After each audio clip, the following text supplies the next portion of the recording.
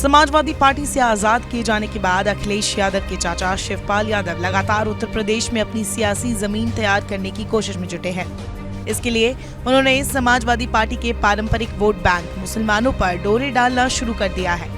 शिवपाल हाल ही में एटा में थे और यहाँ पर यदुकुल पुनर्जागरण मिशन के कार्यक्रम में उन्होंने मुसलमानों का मुद्दा उठाकर इस बात को साफ कर दिया है कि योगी सरकार में मुसलमानों के सामने कई दिक्कतें हैं और उनकी परेशानियों को सुनने वाला कोई नहीं है।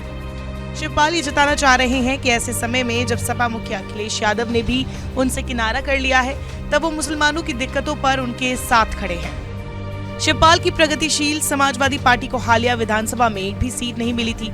चाचा शिवपाल की सपा के निशान पर जसवंत नगर सीट से चुनाव लड़ पाए थे। हालांकि चुनाव के बाद अखिलेश ने उनसे दूरी बनानी शुरू कर दी थी। बाद में चाचा के नाम लिखी एक चिट्ठी में उन्हें कहीं भी जाने के लिए आजाद कर दिया गया। शिवपाल इसे अपने अपमान के तौर पर ले रही हैं। इससे उनकी पुरानी टीस भी उभर आई है।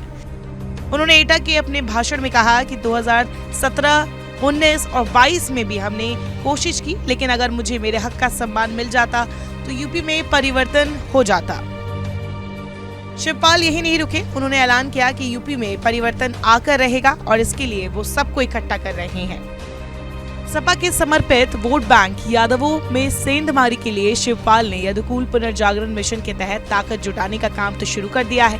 इसके साथ ही वो मुलायम सिंह यादव के MY समीकरण का एक बार फिर से यूपी की राजनीति में आजमाना चाहते हैं। एटा के मन से मुसलमानों की दिक्कतों की चर्चा शुरू करके उन्होंने इसकी शुरुआत भी कर दी है। शिवपाल ने कहा कि किसानों, नौजवानों और मुसलमानों के सामने दिक्कतें हैं। नौकरशाही की मनमानी चल रही है और सुनने वाला कोई नहीं है। ऐसे में सवाल है कि मुस्लिमों के सामने क्या दिक्कत है। बीजेपी की योगी आदित्यनाथ सरकार पर लगातार मुस्लिम विरोधी होने का आरोप लगता है। आजम खान, अतीक अहमद, मुख्तार अंसारी जैसे मुस्लिम विपक्षी नेताओं पर योगी सरकार के लगातार एक्शन के जरिए विपक्ष लगातार सत्ता पर लगने वाले इस आरोप को पुष्ट करने की कोशिश करता रहता है। बीजेपी की योगी आदित्यनाथ सरकार पर लगातार मुस्लिम विरोधी होने का आरोप लगता है। आजम खान, अतीक अहमद, मुख्तार अंसारी पर योगी सरकार ने ताबड़तोड़ एक्शन किया। अब शिवपाल ने एटा में बुलडोजर कार्रवाई पर भी सवाल उठाया और इसी मुद्दे को हवा देने की कोशिश की। इसके अलावा उन्होंने मदरसों के सर्वे पर भी सवाल उठाया और कहा कि सिर्फ मदरसों की ही नहीं बल्कि प्रदेश के सभी स्कूलों की जांच की जानी चाहिए।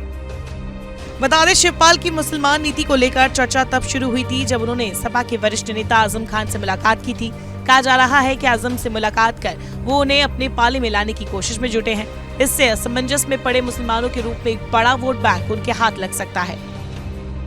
शिवपाल की कोशिश है कि सपा के आजम खान, नाहिद हसन, बर्क जैसे मुसलमान क्षत्रपों का साथ मिल जाए तो प्रदेश में मुसलमानों के लिए एक उपयुक्त विकल्प के तौर पर सामने आ सकते हैं, जिससे अखिलेश को बड़ा नुकसान झेलना पड़ सकता है।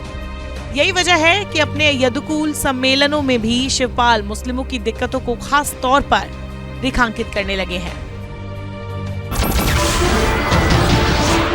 नमस्कार, मैं हूं मानक गुप्ता। अगर आपको हमारा ये वीडियो पसंद आया हो तो इसे लाइक और शेयर जरूर करें और हाँ, हमें सब्सक्राइब और फॉलो करना ना भूलें ताकि आप देश और दुनिया की कोई खबर मिस ना करें। तो जुड़े रहिए हमारे साथ और देखते रहिए News 24।